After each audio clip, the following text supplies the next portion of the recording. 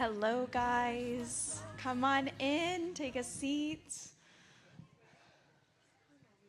I'm going to get started in just a few seconds. Just give everybody time to get settled. Bread is still out there. Bread is still out there. There's a few loaves. Chocolate chip cookies and scones are gone.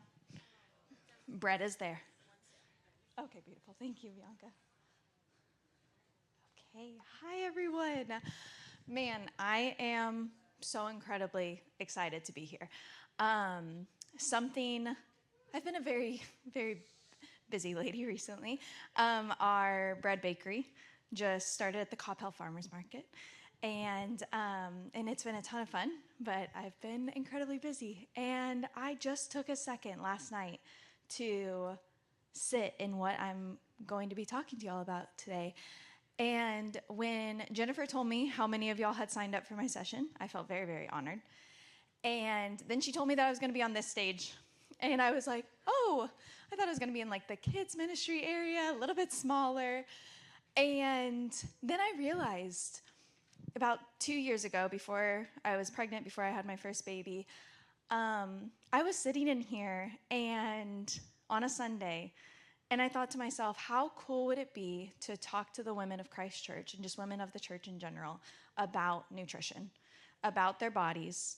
I feel like it is such an area of confusion for women, right? Like we are constantly being told that we need to be doing something to change our bodies, to do something better with nutrition, to do something different. We have a lot of conflicting things on social media that we see. And so that dawned on me last night. I'm just laying in bed thinking about myself on stage, and I was like, oh my gosh, actually, like the Lord gave me a vision for this a couple of years ago, and here it is coming to fruition, and I am just so incredibly grateful. So let's start by going to the Lord in prayer. Lord, thank you so much for today. Thank you for giving Jennifer the vision for this conference. Thank you for all of the knowledge that you have given to all the speakers today, and just every word that you have given them, and all the ways that you've communicated to the ladies here. And I pray that their hearts would be changed, that their mental health, emotional health, spiritual health, and physical health would all be changed. Lord, I just pray that you give me the words to speak, and that it would impact the ladies in this room. In Jesus' name. Amen. Awesome. All right. Let's see. Oh, Andrew told me to point this way. No. Andrew. Oh, point this way? Oh, he also told me to turn it on. There we go. All right. A little bit about me. This is my family. This is my husband, Matthew, and my little boy, Ryder. We have clearly not taken a family photo in a while because he is like a year there, and now he's 19 months. He is such a joy. And also exciting news, we are welcoming another little one in December. So I am 11 weeks pregnant. Which is another reason that it's been busy. I've been taking a lot of naps. And this is usually my nap time, 3 to 4. I take a quick nap before I go grab him from daycare. It's been the only reason I've survived the first trimester. And then also this is us at the Coppell Farmers Market, my co-baker, Lindsay. She's my neighbor, and she also comes to Christ Church. She's on vacation this week. But yeah, this is just kind of me in a nutshell. I'm also a registered dietitian. I went to Texas A&M for nutrition and dietetics. And all right, a couple Aggies in here. And yeah, I became a dietitian really because I wanted to help people with their relationship with food. I wanted to make it more practical. I love teaching people about cooking. I don't like just telling them what they should eat, but I love showing them how to eat those things. And so I wanted to share that my heart for this session, number one, is that y'all leave with a better relationship with food. That is my number one goal with this session, because you cannot guilt and shame yourself to better nutrition. I feel like we have probably all tried that. We've all decided to go on a diet, and we're going to cut out gluten, and we're going to cut out sugar, and we're going to cut out dairy, and we're going to cut out all the things that taste good in this life. And that must be the only way that I'm going to get healthy, is by cutting everything out. And I tried that for many years. I had an eating disorder. And man, it did not work. It did not work. And the anchoring verse for this conference just reminds me of that. John 10:10 says, "For the thief comes to steal, kill, and destroy. But I have come that they may have life and have it abundantly." And how many of y'all have felt like the thief has come and stolen, killed, or destroyed your relationship with food? Have y'all ever felt that way? That you feel so uncomfortable around food. You're constantly thinking about it, constantly thinking, I shouldn't eat this, I shouldn't eat that, I should have had the salad, I should have done this. And man, that is just no way to live. It's not an abundant life, right? And so I want to show y'all how to live abundantly, but also nourish our bodies. So that's my heart for this session. All right, so to give you an idea of what this session is going to look like, so first we're going to start with, what does God say about our bodies? And then we're going to go into what that whole body wellness really looks like. Janice actually set me up very well, because she mentioned a few times throughout her session that about gut health and the gut microbiome. And so we're really going to be diving deeper into the gut microbiome. And then we're going to talk about the very practical tips to actually nourish ourselves and to nourish the gut microbiome and help with all of those things, and how to do that on a budget, because groceries are getting more expensive, but we can do it on a budget. Okay, so first things first, what does the Lord say about food, nutrition, and our bodies? I want to take you on a little bit of a journey from the Old Testament to the New Testament. When I was looking at the food rules in the Old Testament, this is what it looks like. This is in Leviticus 11. It has the most amount of food rules throughout the Old Testament. And this is what it sounds like. If you were to read through the whole thing, this is only a short amount of them, but I encourage you to read it because it's honestly kind of comical. It reads a little something like this. You can eat any animal that's had a cloven hoof and chews cud, but not one that only does one but not the other. You can eat everything in the water with fins and scales, but not anything without fins. You can eat insects with jointed legs above their feet, but not those with wings that walk on legs. You can eat animals that crawl on their stomach, and insects with many legs were not to be eaten. Animals that walked on all four paws, unclean. Certain birds, forbidden. This is what the Old Testament reads. This is what Leviticus reads. And this is what the people of the Old Testament had to follow, or they were considered unclean. But what's crazy, guys, is we kind of chuckle at this, and we're like, that's wild. This is diet culture. Eat a salad, but only if the dressing has no seed oils. Red meat is fine, but only if it's grass-fed, gas-finished. Make sure to hydrate, but only if you have a reverse osmosis system, because tap water is going to kill you. Fruit has too much sugar. Bread has too much carbs. Butter has too much fat. Does this look familiar to anybody? It reads like Leviticus. It's so restrictive. But then Jesus came. And so we go into the New Testament. And in the New Testament, if we go into Mark chapter 7, Jesus is talking to a crowd, and then he retreats with his disciples into a house. And the disciples have follow-up questions for him. And he responds to them. His disciples are basically asking him to clarify a parable, which I think they do pretty often, which is wonderful because I feel like we need the clarification too. And Jesus says, "Can't you see that the food that you put in your body cannot defile you? For it goes into your body and goes into the sewer. It only passes through your stomach and it goes into the sewer." By saying this, the Lord declared that every kind of food is acceptable in his eyes. And then he added, it is what comes from the inside that defiles you. And what this tells me is the Lord cares so much more about your heart and your character than he does what you choose to put on your plate tonight. In 1 Timothy, Paul is writing, and he says, since everything God created is good, we should not reject it, but receive it with thanks, for we know that it is made acceptable by the word of God in prayer. In 1 Corinthians, Paul also writes, if I can thank God for the food and enjoy it, why should I be condemned for eating it? So whether you eat or drink or whatever you do it all for the glory of God. Now, of course, focusing on our nutrition is a good thing. Our body is a temple of the Holy Spirit. God calls us to honor our body. But it has to be kept in its proper place. 1 Timothy 4:8 says, physical training is good, but training for godliness is much better, promising benefits in this life and the life to come. So this is what all of that told me. God made all foods acceptable. Give thanks to the Lord for all your food. Enjoy the cookie and thank him for it. It is good to take care of our health and our body, but the Lord cares so much more about your character and your relationship with him than he will ever care about that food that you're putting on your plate. That is so much deeper. It can help with so much more healing, that relationship with him. And again, the verse for this weekend. I want you guys to live an abundant life with food. We have to eat every single day of our lives. We better have a good relationship with food. So let's learn how to live in New Testament abundance in a world full of Old Testament restrictions. All right, so we're going to be talking about whole body wellness. I'm going to get a little nerdy on y'all for a little bit, but I feel like Janice set me up well for that because she kind of introduced it with the gut microbiome. So I want to explain a little bit more about what that is. Essentially, the gut microbiome is a whole ecosystem of bacteria, fungi, viruses, parasites that live in our small intestine, large intestine, colon. We also have a skin microbiome.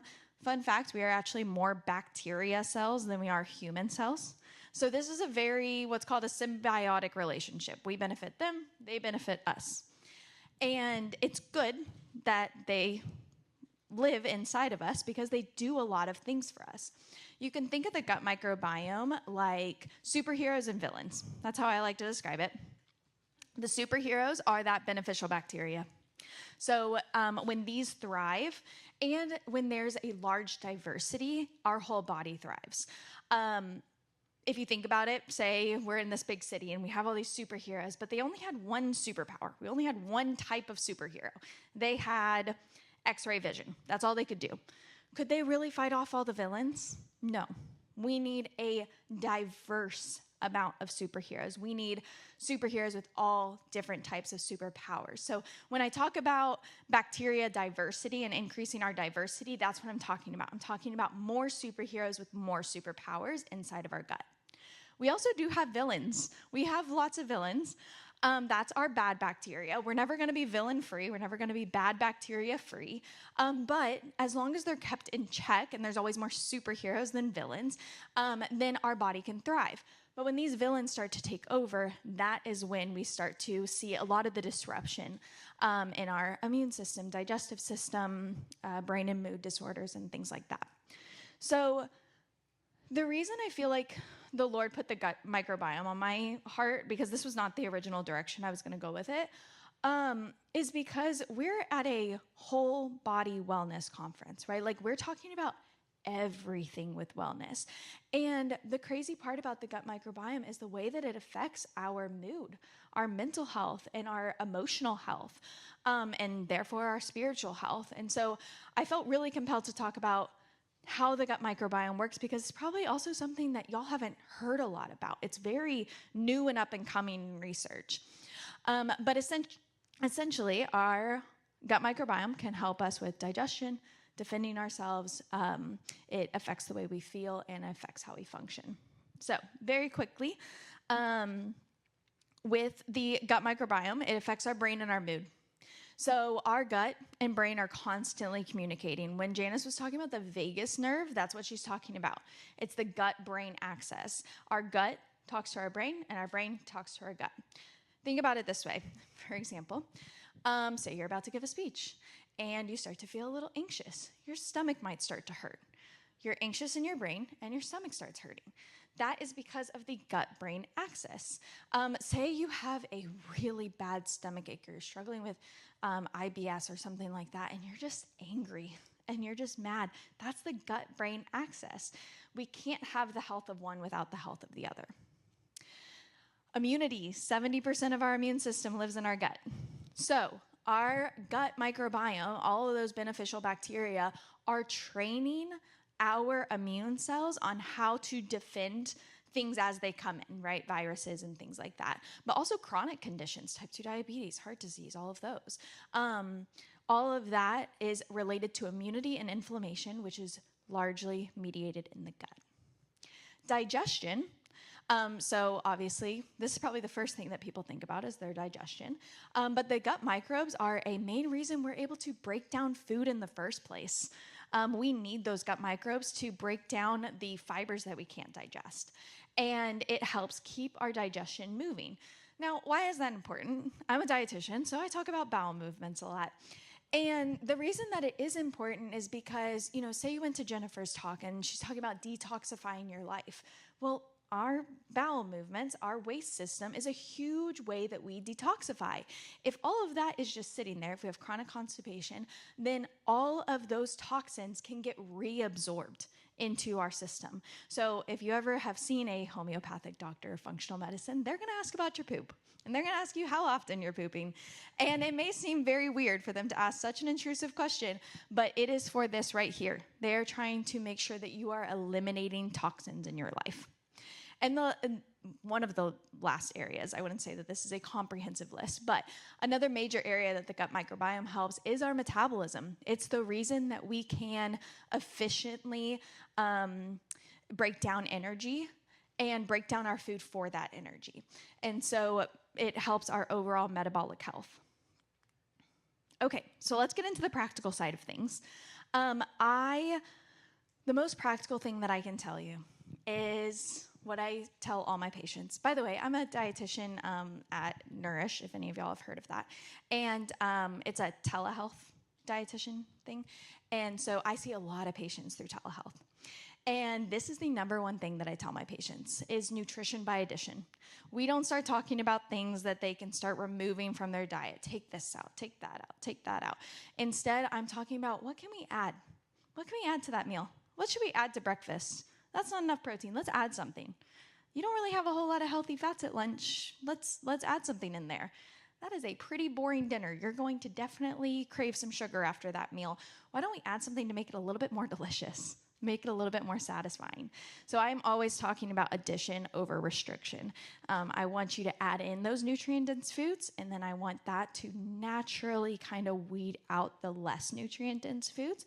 But that's something that happens naturally when you just start eating more whole grains, beans, legumes, things like that. So a quick definition time to explain some different keywords. Number one is fiber. So we actually have two different types of fiber. We have soluble fiber and we have insoluble fiber. The reason fiber is important is because it is the main fuel for those gut microbes that we're talking about. So all those superheroes, they want to eat fiber. That's what they thrive off of. And so we want to feed them that fiber. But specifically, I wanted to explain the two different types because some of y'all might be dealing with some conditions that fiber can really help. So we have two different types. We have soluble and insoluble. Soluble is just like it sounds. It dissolves in water. But it slows down digestion, balances our blood sugar levels. So if any of y'all have prediabetes, type 2 diabetes, fantastic way to manage our blood sugar levels. And it lowers our LDL cholesterol. So that's soluble fiber.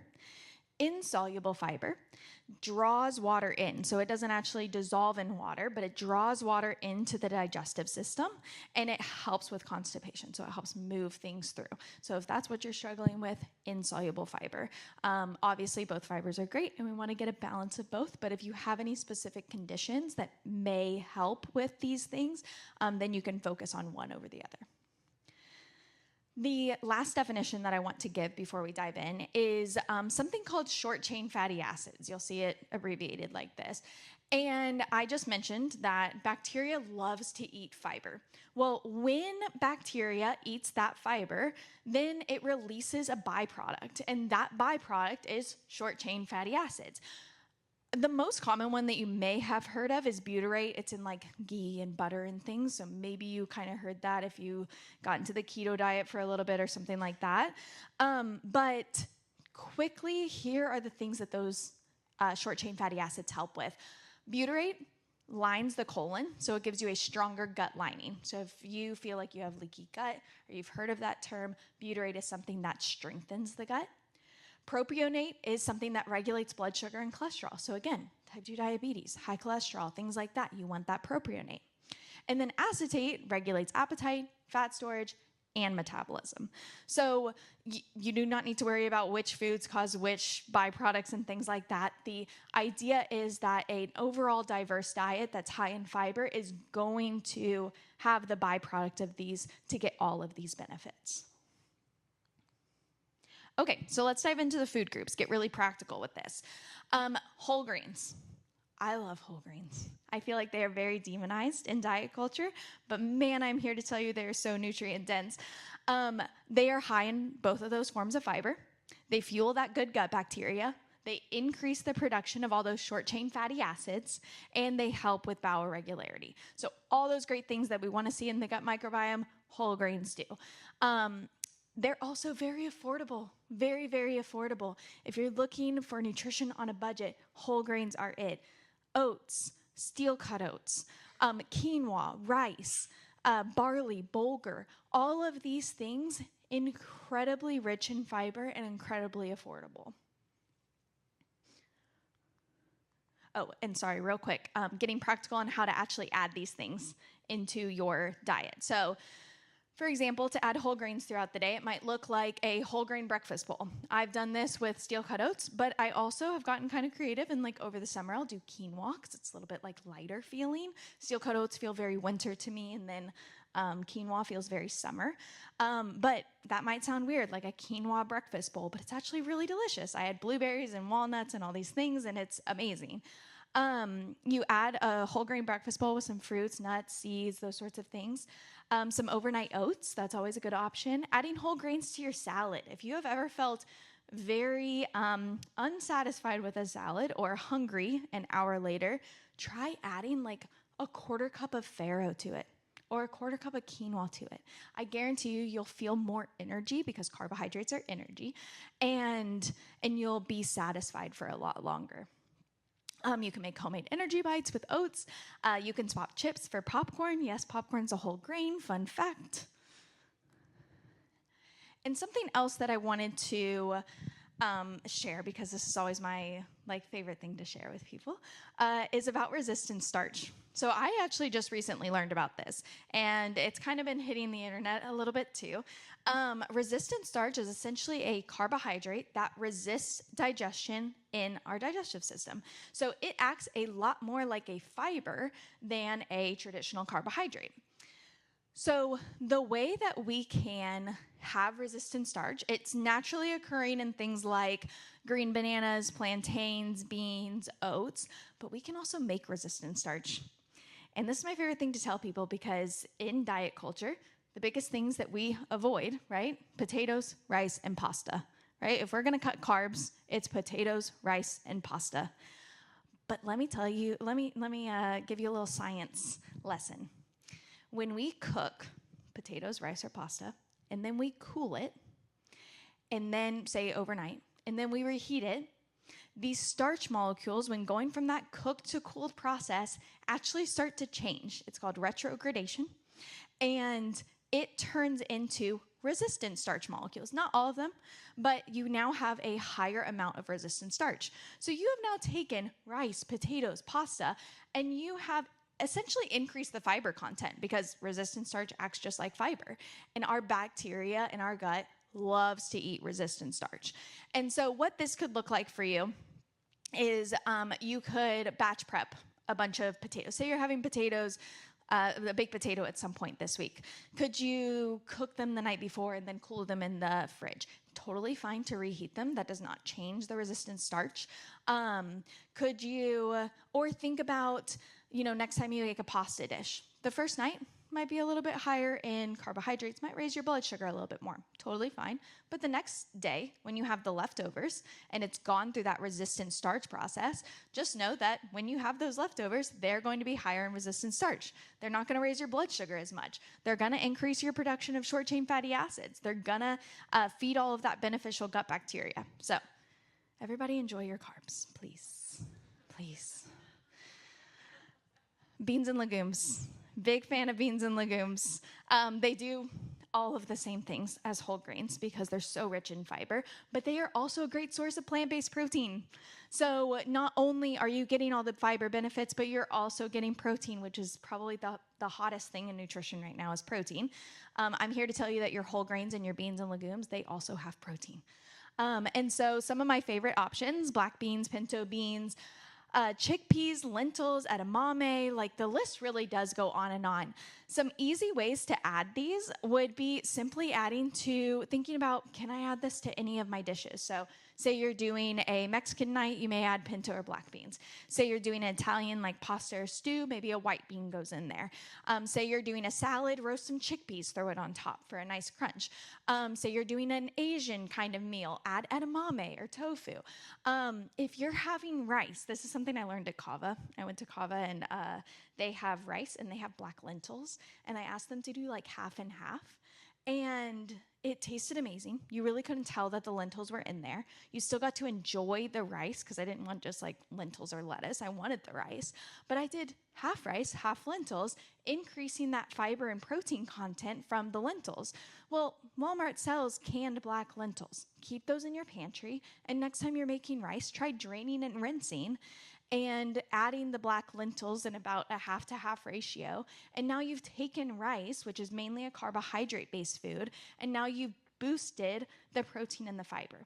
That's what I mean by nutrition by addition.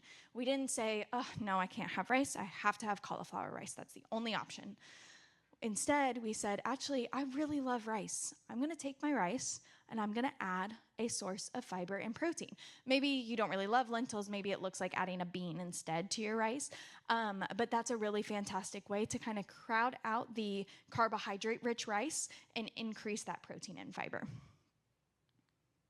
Fruits. Fruits, obviously, also high in fiber, but also high in vitamins, minerals, antioxidants, things like that. Very affordable, apples, bananas, oranges. If you're going to get berries, that's probably the most expensive thing I feel like you can get at the grocery store. Buy them frozen because it is so disappointing when you buy that expensive thing of berries. You're like, I'm going to splurge. It's fine. I'm going to get those raspberries. And then they mold like 2 days later. And that is heartbreaking. And so buy them frozen. They're more affordable. There's a lot of misconceptions around canned and frozen food. So I just want to take a second to debunk those real quick. Canned and frozen foods, just as healthy, if not healthier, than fresh produce. And this is why. If you are eating fresh produce, especially if it's out of season, it has to be picked way before it is ripe enough, and it sits on a truck or a plane or whatever to make it all the way to your grocery store. And so because as soon as it was picked from the vine or taken out of the ground, it lost its nutrient source. That's where it gets its nutrients, is the vine, right? Just like the vine and the branches with Jesus. It's no longer attached to its nutrient source. And so it does not have as much nutrition. Now, if you're buying something seasonal, then it came from somewhere shorter, it can stay on that vine for longer. But especially when you're buying things out of season, so much healthier to buy frozen or canned. Those items are picked at the point of freshness or of ripeness, and they are immediately processed. Like the processing plant is miles from where the farm is because they want to do it as quickly as possible to make a really delicious product. So look for canned and frozen options that don't have any added ingredients. Turn over that nutrition label. Take a look at the ingredients. The ingredient should be only that fruit or vegetable. Sometimes salt if you're looking at canned, which is totally fine. If you're trying to limit your sodium, you can simply rinse off the canned fruit or vegetable, or the canned vegetable or beans. Also, at the very end, I did put seasonal fruit. That's usually the cheapest. Because it's in season, because it's in abundance, that is usually the cheapest option for you. You can always add fruit to your oatmeal. Add fruit to a salad. I've been doing that recently, adding fruit to like a salad or a whole grain bowl. I'll just like add some grapes or blueberries or pomegranate seeds or something like that. It's been very delicious. Vegetables, very similar to fruits, provide a lot of the same nutrients. And so if you're not a big vegetable person, you can find a lot of your nutrition through the fruits. But I would encourage you, try a new vegetable this week. There's a ton in the grocery store, a ton. And probably things that you haven't tried quite yet. And so I would encourage you just pick up a new one. I kind of put them in order of like cheapest to not as cheap. But onions and garlic, super cheap, very nutritious for us, very high in fiber as well. Root vegetables are always great. Root vegetables like sweet potatoes, carrots, potatoes, parsnips, things like that, beets. And then I would recommend for leafy greens, again, buying them frozen, especially if that's how you're going to use them. Say you're going to toss them in a stew or a soup or something like that.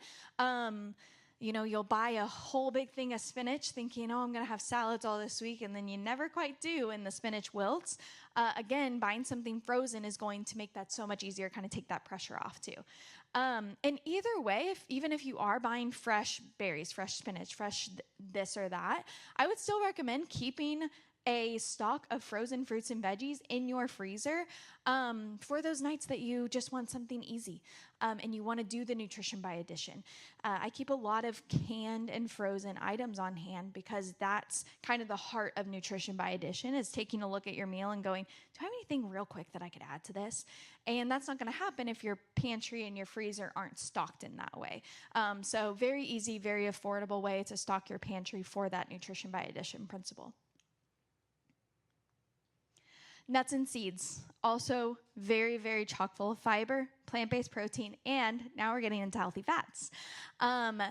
So it'll help you keep you satisfied in between meals. Again, with the whole grain bowls in the morning or the oatmeal bowls, you can always add nuts and seeds. You can add flax seeds. So flax seeds are going to be one of the most affordable seeds.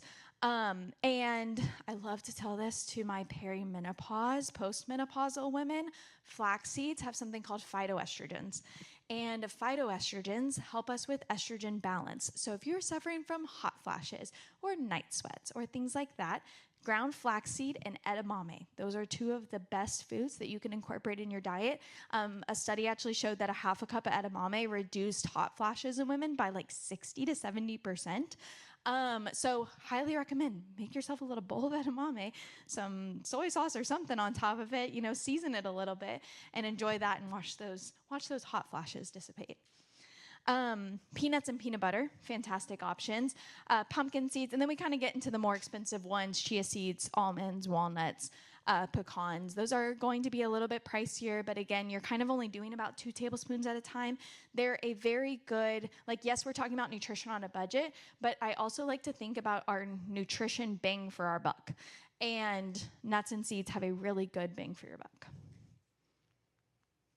And then the last one I want to talk about is protein. So protein, unless you're doing plant-based protein, doesn't really directly benefit the gut microbiome, but obviously it's important for our muscle, tissues, cells, all of those things. So I put the plant-based options at the top, and then, of course, eggs, Greek yogurt, canned tuna and salmon, chicken thighs, ground beef. Those are going to be some of the most affordable options. I'm big into the whole, buying in bulk and then dividing it up for a really affordable option there, because it's always cheaper to buy in bulk. You can always freeze any of your protein sources. But one of the ways to decrease your cost of protein, so say you're making a spaghetti for your family and you're like, okay, well, we kind of have a big family and I got to do 2 pounds of ground beef, but that's kind of expensive. You can mix your plant-based protein, which is often so much cheaper, with your animal-based protein. So now you just buy a pound of ground beef, and then you may add in some beans into it. Or you might add in some, one of my favorites is finely chopped mushrooms, because mushrooms kind of have a meaty texture. All of the mushroom haters in my life, which my husband included, never have noticed and do not care. I finally told him, because I'm not the worst, but he does not care. He's like, I can't taste it at all. And he despises mushrooms.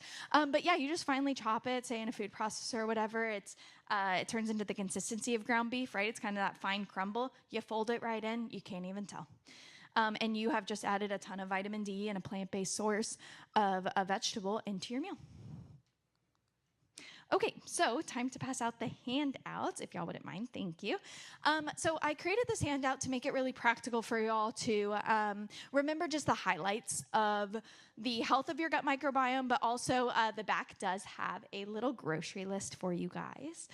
And so 5 simple habits. We talked about fiber. Eat more fiber. Number 2, eat a variety of foods. Our body loves variety. And I feel like diet culture is always telling us, No, these are the 10 foods that you should eat and everything else you should not. Our gut microbiome thrives off of diversity and variety. So I challenge each one of y'all, next time you're at the store, grab one new bean, grab one new vegetable, try something new. Fermented foods are fantastic for our gut health. We want to move our body. Lowering our stress and benefiting our sleep are huge for our gut microbiome. So remember, just like Janice said, cast all your anxieties on him because he cares for you. And then the grocery list is on the back, so it's got some really affordable options for each of the food groups that we went over today. The last thing that a resource that I wanted to tell you guys about before I answer any questions that y'all may have, is about Nourish. So that is the company that I work for. And the reason I want to tell you about this as a resource is because you may want to work with a dietitian personally. And Nourish is really, really neat because they have made it so accessible to work with a dietitian. Back 5-7 years ago, it was not accessible. You had to go into a hospital. Probably the dietitian's office was down in the basement. You had to pay a lot of money out of pocket because insurance did not cover it. But Nourish has really broken down a lot of those walls. So 94% of patients pay $0 out of pocket. That rings true for my patients. Hardly anybody pays to see me. It's all $0. If you have Medicare and you have a type 2 diabetes or a chronic kidney disease diagnosis, know that yours will be fully covered. $0. I also really love that it's telehealth. So you can literally meet with a dietitian from anywhere. A lot of people will take me on a walk. They're sitting on their couch. Their kids are playing around them at their feet. It can be total chaos, but we just meet via telehealth. It's very casual. And we're talking about really practical things. Nourish has like over 7,000 dietitians. Maybe it's up to 12,000. But everybody encourages a healthy relationship with food, is really practical in the things that they talk about. So it offers really personalized care. So a lot of things that I talked about, general nutrition recommendations, right? But if you're struggling with an actual condition or you just want to feel healthier, you want a better relationship with food, a Nourish dietitian can help you with that too. One of my favorite things is they offer lab panels. So if you haven't gotten your labs done in a while, that is what shows us what's going on the inside. And unfortunately, about 2 weeks ago, it used to be free, but they did increase it in Texas to $19. But it tests like over 23 things. I mean, you get your A1C, you get your fasting insulin, your fasting blood glucose. They have an insulin resistance score, all of your thyroid and liver and cholesterol and all the things. So anyways, I just wanted to give this as a resource, especially if you kind of came into this and you feel like you're starting at ground zero and you don't really know where to go next, this would be a really great resource for you. I am not currently accepting new patients with the bakery and everything. I just have other time commitments, but there are a ton on there that would love to serve you. And the code is also, or the QR code is also on the handout that I gave you. So definitely check that out as well. Okay, thank you guys. I know that nutrition, thank you. I know that nutrition is a hot topic, so I think we have about 5 more minutes. Does anybody have any questions as I was talking? Does anybody have anything that came up for them? Or just a random thing that you've seen on social media that you're like, what about this? Any diet culture questions? Anything like that? What about people who say you can eat fruit, but you can't eat it with a whole grain, or you can eat things like that? Yeah. So I think if they're saying like, okay, you can eat maybe one carbohydrate at a time or something like that, I would say that it's always important to pair your carbohydrate with something. So say you just had a banana, or you had your oatmeal, for example, and you added a banana. So there's an example of a whole grain and a fruit. Honestly, not going to keep you full for crazy long because it's carbs and it's a little bit of fiber. But what you want to do is you want to add more to that. So the nutrition by addition, you want to add a healthy fat and you want to add a source of protein. The source of protein could be the milk that you use. It could be stirring in Greek yogurt into your oatmeal. If you're doing overnight oats, that's a really easy way to get in Greek yogurt. And then adding the nuts and the seeds, so walnuts, peanuts, things like that, or peanut butter. Sliced almonds, all of that is going to add protein as well. So yeah, great question. You just want to add something to that. Yes. Ooh, great question. So I would say, honestly, there's a lot on the market that now will just be that protein. So I would personally recommend that. So if you do dairy, then you could just do 100% like grass-fed isolated whey. Or if you do not do dairy or animal-based protein, you can always do a pea protein isolate. But yeah, I would try to pick something with as minimal ingredients as possible. One brand that I do like is called Truvani, and it's at Sprouts, and it's made with like pumpkin seed protein, chia seed protein, and one other one that I'm forgetting, but all whole food protein sources, which is really cool. Maybe pea protein is the third one. So yeah, fantastic question. Any other questions? Yes. Oh, organ meats.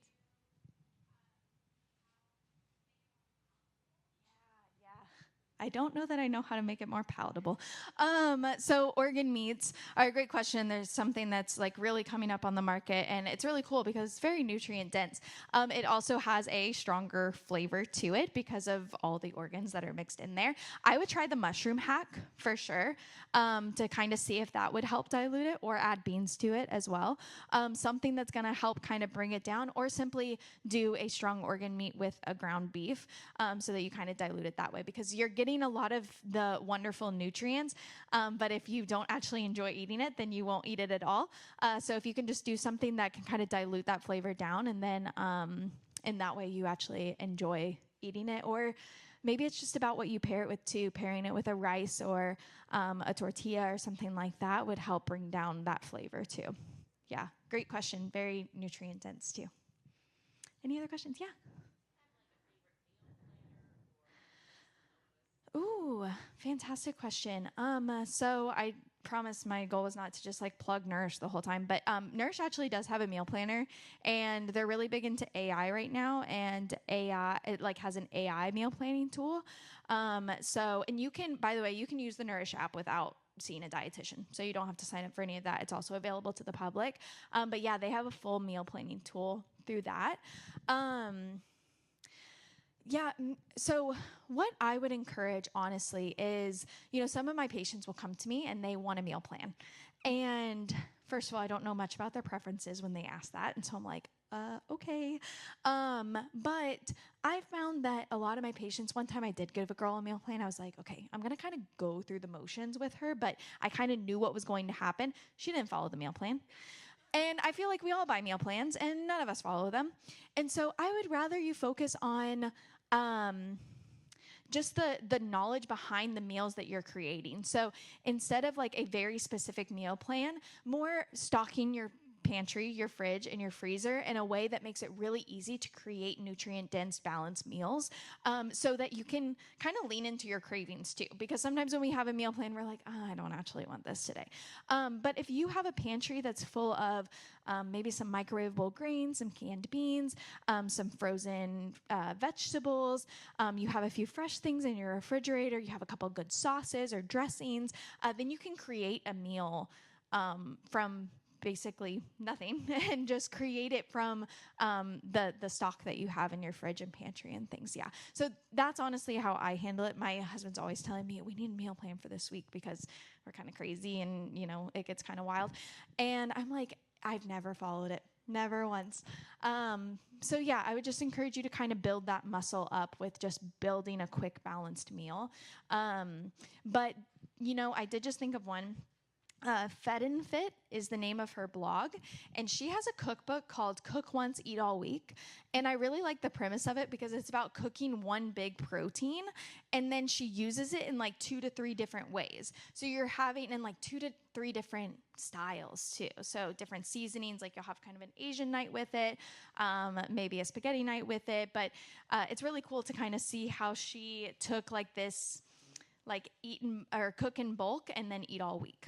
So yeah, Cook Once, Eat All Week by Fed and Fit. She has a lot of good recipes too. Yes.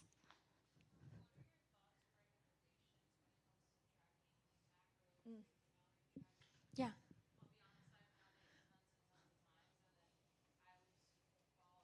Yeah. Yeah. Yeah, it is tedious. I would not recommend it for a long time. Sometimes my patients want to do some like macro or calorie tracking just to like, I encourage them, do it for a couple of days to learn about the foods that they are eating and see like, okay, yeah, my breakfast is really low in protein. I wouldn't have known that. But it is not a long-term solution because it is so tedious and you feel like you're going to fall off. And instead, I would rather you focus on the types of food that you're eating too, instead of just the macronutrients. But I would say, yeah, use it as a tool to learn about food, but then trust that you can handle it with your body too. You don't have to always count on MyFitnessPal or something like that to tell you what to eat. And fun fact, guys, I'll end on this because I know people are coming in, but the nutrition facts label can be off by 20%. So say you have a 100-calorie bar. Say you're tracking your calories very meticulously, and you have a 100-calorie bar. That's anywhere from 80 calories to 120 calories. It is not actually all that accurate, which it might not seem like a lot when you think of a 100-calorie bar. But now you are doing a meal plan that's 1,800 calories, or let's round it up to 2,000 so I can do math quickly. That can be anywhere from 1,800 to 2,200 calories that you're actually eating. Same thing with all the macronutrients. So it's not as accurate as we think. And interesting thing about the gut microbiome is we're learning that the health of our gut microbiome changes how many calories or other nutrients we actually absorb from that food. So there's a lot of nuance around calorie counting that I would say it's not as accurate and reliable as we have thought it is in the past. So I would much rather you focus on your hunger and fullness cues and the types of food that you're eating than the macros or the calories in that food. Great question. All right, I think everybody's coming in for the final session, but thank you guys so much. I appreciate y'all.